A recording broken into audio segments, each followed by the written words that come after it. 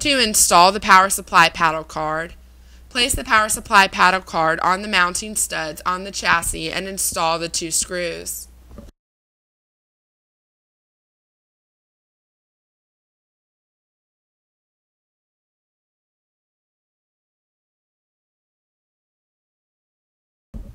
Align the screw holes on the safety cover with the screw holes on the power supply paddle card.